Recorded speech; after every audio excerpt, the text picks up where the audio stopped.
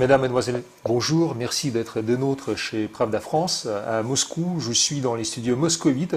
Je m'appelle Alexandre Artamanov, je suis rédacteur en chef de Pravda France et j'ai l'immense honneur de recevoir dans nos studios par voie Skype Monsieur Thierry Meyssan à partir de la Syrie, de Dama très exactement. Bonjour Thierry. Bonjour. Eh bien, il se trouve que vous vous trouvez à Dama et que, bon, en fait, vous êtes témoin de ce qui est en train de se passer sur le territoire syrien, à savoir d'abord donc cette charge portée contre le gouvernement de Bachar el-Assad concernant les armes chimiques, et ensuite cette frappe réalisée par les missiles américains contre donc un complexe aéroportuaire syrien. Alors, comment pourriez-vous le commenter? Quelle serait votre analyse? Alors, on va distinguer deux choses. D'abord, le prétexte choisi, celui d'une attaque chimique. Dans ce cas particulier, il y a eu une réunion du Conseil de sécurité au cours de laquelle le représentant du secrétaire général de l'ONU a expliqué qu'il était actuellement impossible de déterminer si cette attaque avait eu lieu et de quelle manière elle avait eu lieu. Pourtant, la France, le Royaume-Uni et les États-Unis ont accusé la Syrie d'avoir mené une attaque aérienne avec du gaz sarin. Là encore, ou un dérivé du gaz sarin. Là encore, les experts militaires sont très surpris parce que jamais on ne mène d'attaque avec des gaz par des avions. Quand on tire des gaz, c'est avec des obus, pas avec des bombes aériennes. Sur place, la seule source d'information que nous ayons, ce sont les casques blancs, c'est-à-dire un groupe membre d'Al-Qaïda et dont le responsable est un membre du MI6 britannique, qui a d'ailleurs été fait chevalier de l'ordre britannique par la reine Elisabeth pour son action à la tête des casques blancs. Alors, le moins qu'on puisse dire, c'est qu'il y a un grand doute sur ce qui s'est passé. Là, pendant la nuit, nous avons eu des informations, donc postérieurement à la réunion du Conseil de sécurité, selon lesquelles le gaz qui aurait été utilisé, il y aurait bien eu un gaz là-bas, le gaz qui aurait été utilisé est un gaz extrêmement nouveau que seule une puissance européenne actuellement fabrique.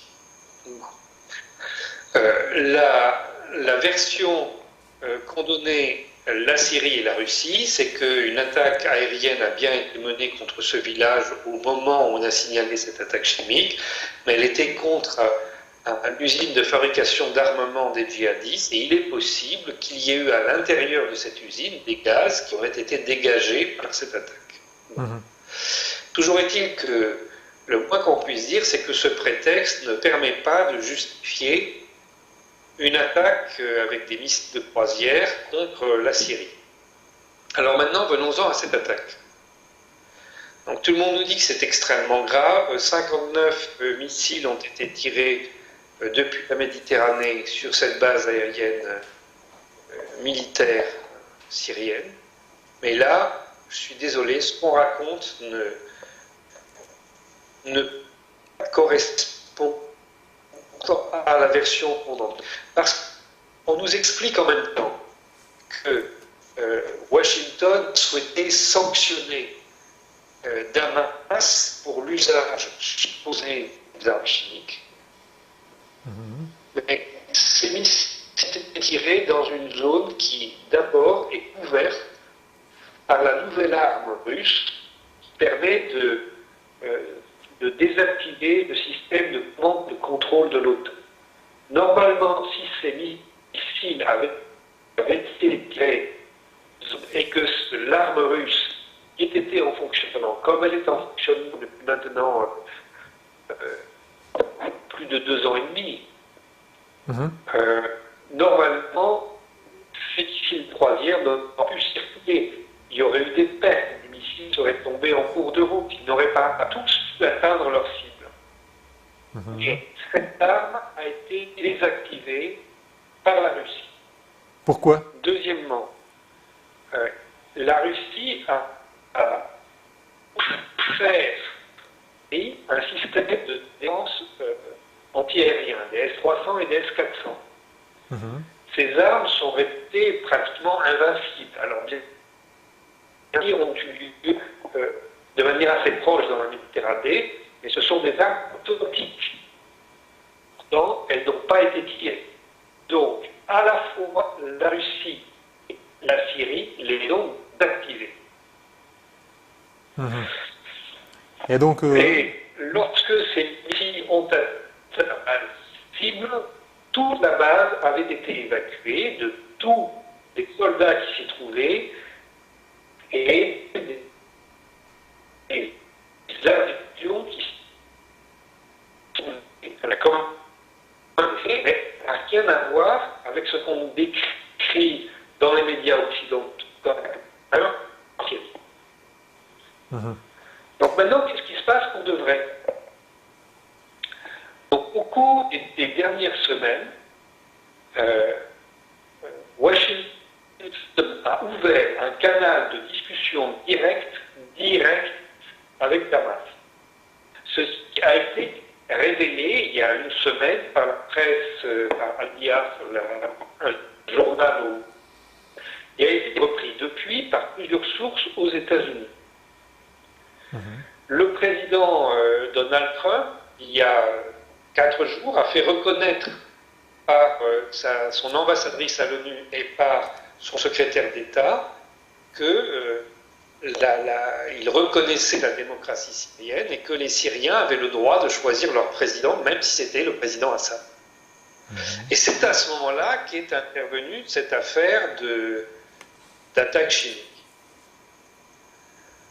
Donc, moi, j'ai tendance à penser que la réaction des États-Unis est une réaction qui a été négociée préalablement avec la Russie et avec la Syrie. C'est une réaction qui est destinée à son opposition intérieure. Le président Trump est en train de jouer une partie très complexe contre certains éléments dans son pays qui soutiennent ouvertement les djihadistes et qui ont un pouvoir à l'intérieur de l'armée des États-Unis.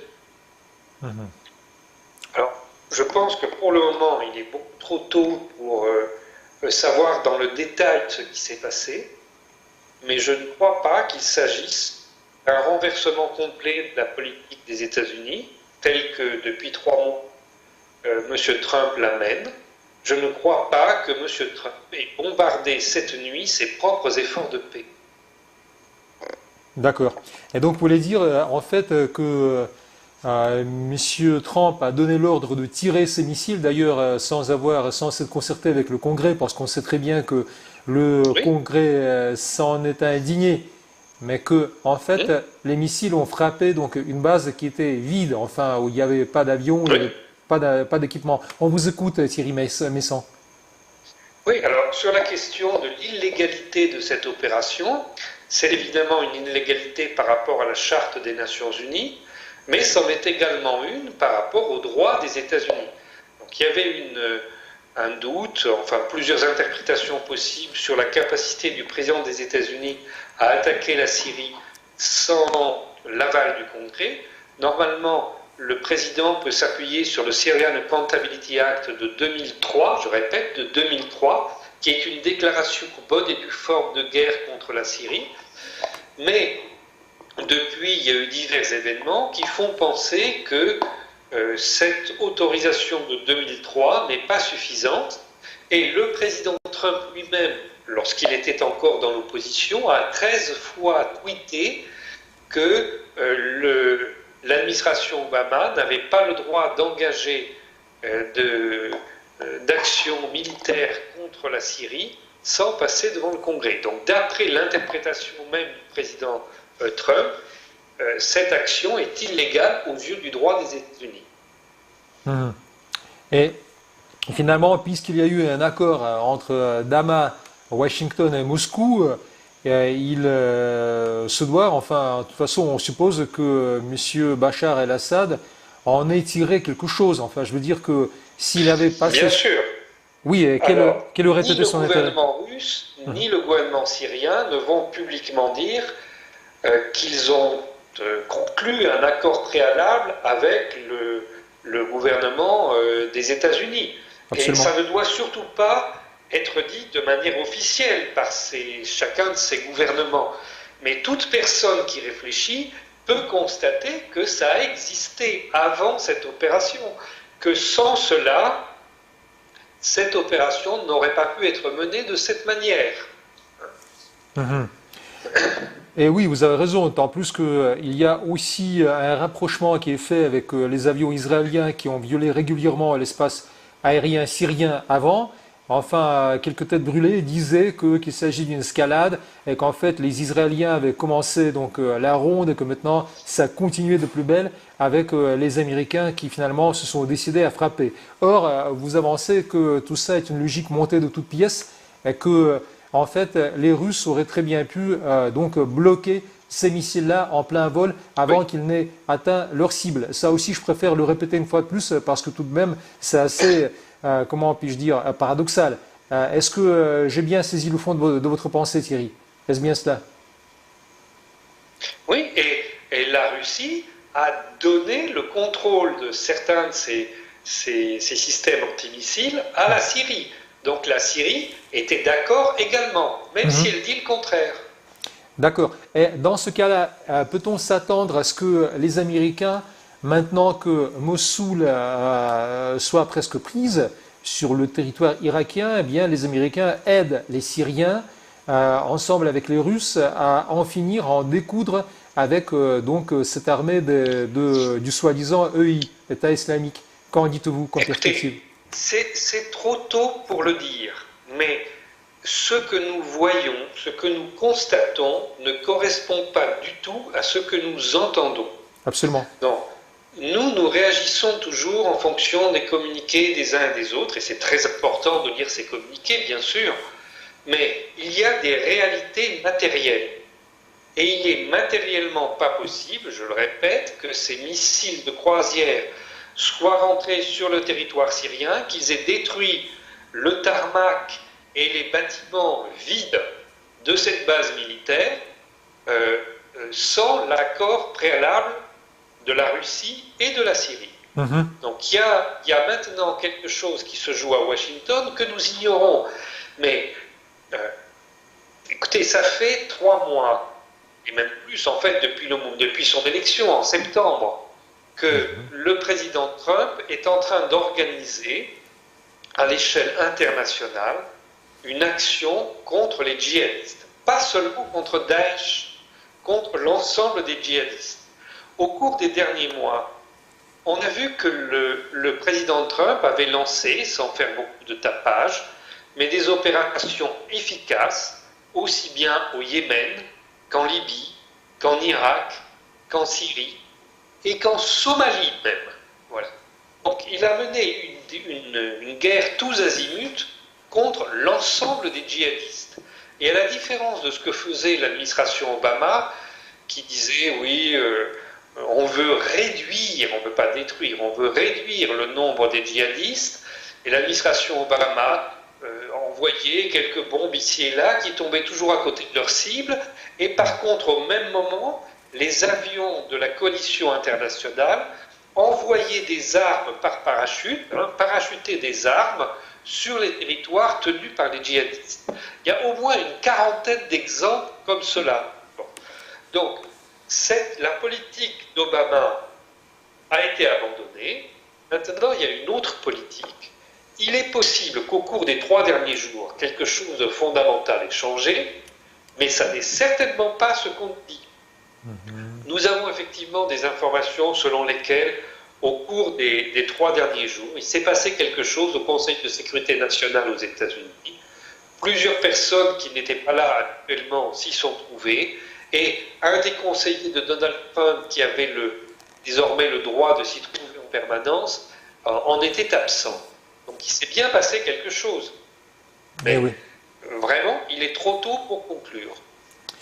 Eh bien, on vous rend raison. Enfin, je veux dire que l'histoire n'est jamais ce qu'on essaie de nous faire comprendre, ce qu'on met dans les annales. après, disons que ça se passe. Mais bon, il y a aussi tout de même quelques questions qui restent pour moi, en tout cas, debout. Enfin, la première est la Oui. position de la France et de l'Angleterre, parce qu'en fait, vous avez touché un mot sur la position britannique.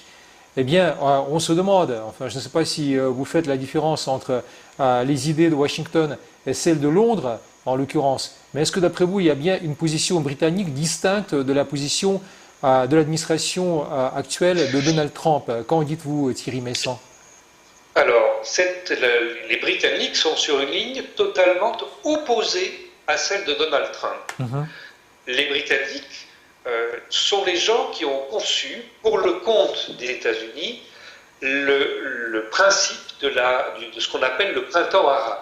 Ils ont conçu cette opération en 2004, et je vous renvoie au livre que je viens de publier en France et qui va être bientôt disponible en Russie sur ce sujet. Les Britanniques, en 2004, ont expliqué aux États-Unis qu'ils venaient de commettre de graves erreurs en Irak, qu'ils n'arrivaient plus à contrôler les choses, la population se retournait contre eux et que bientôt ils auraient tout le Proche-Orient contre eux. Donc les Britanniques ont proposé une autre solution, le printemps arabe, qui a été mise en œuvre quelques années plus tard et qui consiste à reprendre des éléments de ce qu'on appelle la grande révolte arabe de 1916 avec Laurence d'Arabie contre l'Empire ottoman. Donc là, de la même manière, on a utilisé des populations arabes contre leurs propres intérêts. Donc cette ligne, les Britanniques entendent la poursuivre et la poursuivre avec les Français contre l'avis de la Maison-Blanche.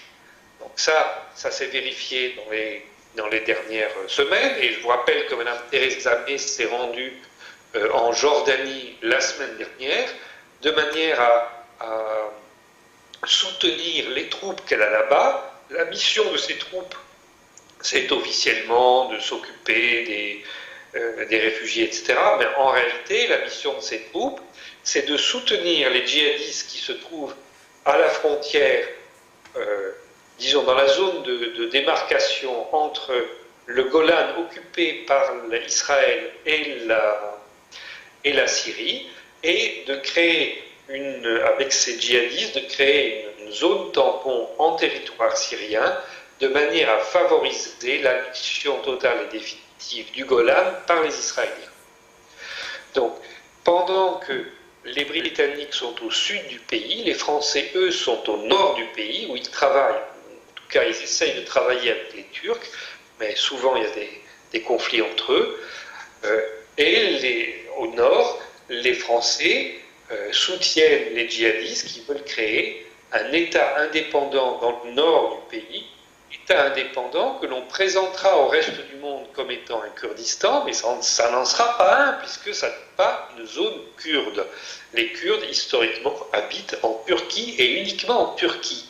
Ceux qui se sont déplacés en Syrie ne l'ont fait que dans les années 80 à cause de la répression en Turquie, et ceux qui habitent en Irak et en Iran n'y sont arrivés qu'il y a un siècle. Donc, tout ça, c'est une mise en scène auquel on assiste.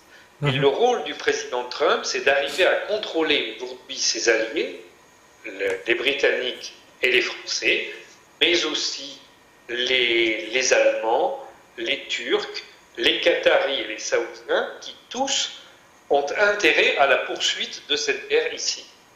D'accord.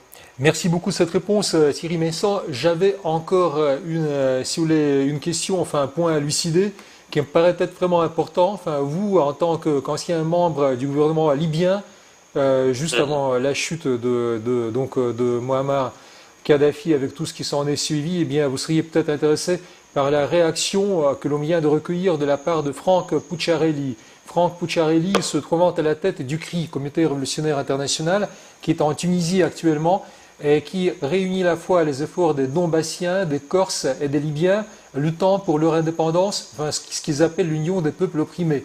Eh bien, il se trouve que Franck Pucciarelli nous a fait part du retour imminent de Saïf al-Islam en Libye, avec un soulèvement populaire qui était en train de se préparer, qui serait soutenu par 80% de la haute tribu, du haut conseil des tribus libyennes.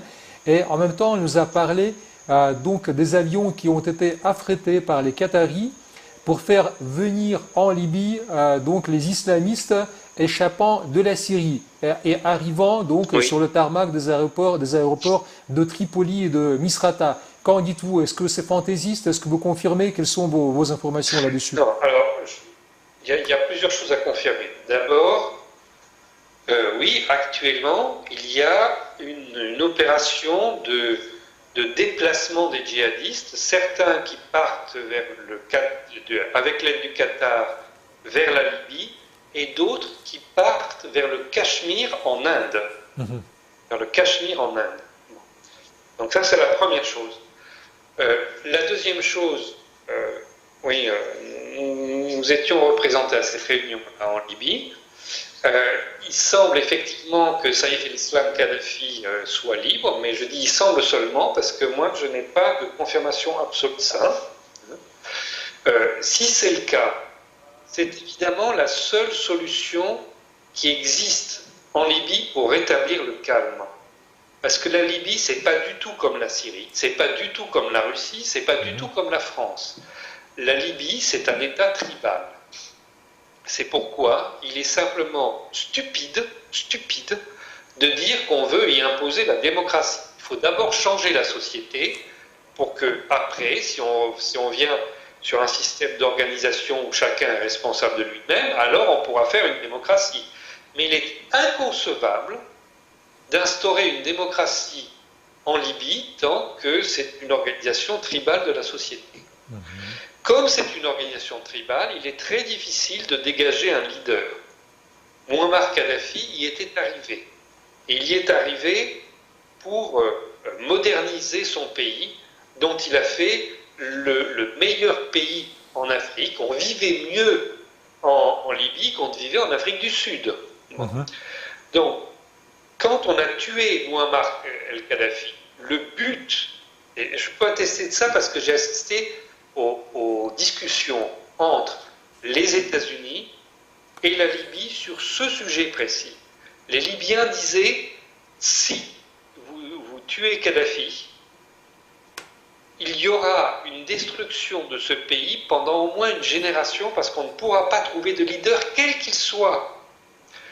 Et les États-Unis en ont conclu, eh bien nous allons tuer Kadhafi parce que comme ça, il n'y aura pas d'ordre dans ce pays pendant au moins 20 ans. Donc, si aujourd'hui on veut rétablir une autorité, la seule personne légitime, c'est Saïf el-Islam Kadhafi. Parce que celui-ci, d'abord, c'est le fils de son père, et dans un système tribal, c'est très important. D'autre part, lorsqu'il était au pouvoir, il a montré une capacité de compromis avec les différentes organisations, avec les différentes tribus, avec les différents camps qui existent dans son pays. Il a montré que c'était un homme extrêmement pacifique. Moi, j'avais tendance à penser qu'il était même trop pacifique, qu'il accordait trop de compromis à son opposition. Mais il l'a fait, il a montré qu'il est capable de ça. Donc, aujourd'hui, un grand nombre de tribus ont intérêt à reconnaître son autorité. Si ce n'est pas lui, ça pourrait être le général Haftar. Mais le général Haftar, il a trahi son pays pendant la guerre du Tchad. Il a trahi son pays pendant les printemps arabes. Et il n'a pas montré du tout la capacité de compromis dont dispose Saïf el-Islam. Donc voilà, je pense que s'il est libre et s'il peut revenir, c'est vraiment une très bonne nouvelle pour son pays. D'accord, merci beaucoup de cette réaction. On comprend que malheureusement, comme on dit, la Libye n'est pas sortie de l'auberge parce qu'en fait, après la Syrie, il faudra bien pacifier la Libye, peut-être même en parallèle, mais qu'au moins, pour M. Bachar el-Assad, on voit déjà la lumière donc, au bout du tunnel parce qu'en fait, Washington semble avoir changé de jeu après le départ de l'administration Obama, ce qui est une bonne nouvelle à mon sens. Oui. Et donc, une fois de plus, on vous sait gré d'avoir éclairé notre lanterne, tandis que tous les autres claironnent sur donc, cette attaque inattendue de la part des Américains lancé contre une base libyenne. Alors, c'est une nouvelle approche, une approche très prometteuse, et on vous souhaite bonne chance, Thierry Meyssan. Oui, si vous avez quelque chose à ajouter, allez-y, cher ami. Oui, on vous écoute, allez-y. Oui. Oui, allez-y. Donald Trump n'est pas un politicien comme on en a connu jusque-là. C'est un homme d'affaires et c'est un propriétaire de casino. C'est un homme qui joue au poker. Je comprends très bien. Donc, de ce point de vue, il est en train de mener son grand jeu, un peu comme si c'était le poker, mais à l'échelle mondiale, cette fois-ci. Eh bien, merci beaucoup de cette approche. La dernière chose à vous demander, c'est celle sur le nom de votre ouvrage, apparaître très prochainement en Russie. Quel en est le titre? Parce qu'on se fera un plaisir de le présenter. Le titre français, c'est Sous nos yeux, oui. Du 11 septembre à Donald Trump. Et je ne sais pas quel va être le titre en russe, si on va garder le même ou pas. D'accord, alors le jour où ça va paraître, s'il vous plaît, faites-nous en part, parce qu'une fois de plus, on se fera un honneur et un plaisir de le présenter à la fois pour notre public français et russe, parce que tout ce que vous dites sera traduit fidèlement en russe et disponible en version russe, écrite et orale, bien sûr, version audio et vidéo. Merci beaucoup Thierry Meyssan, bonne continuation, prenez soin de vous, parce que vous êtes à Damas, en Syrie, et c'est quand même une région très dangereuse. À très bientôt, merci beaucoup. Merci Alexandre, au revoir. Au revoir.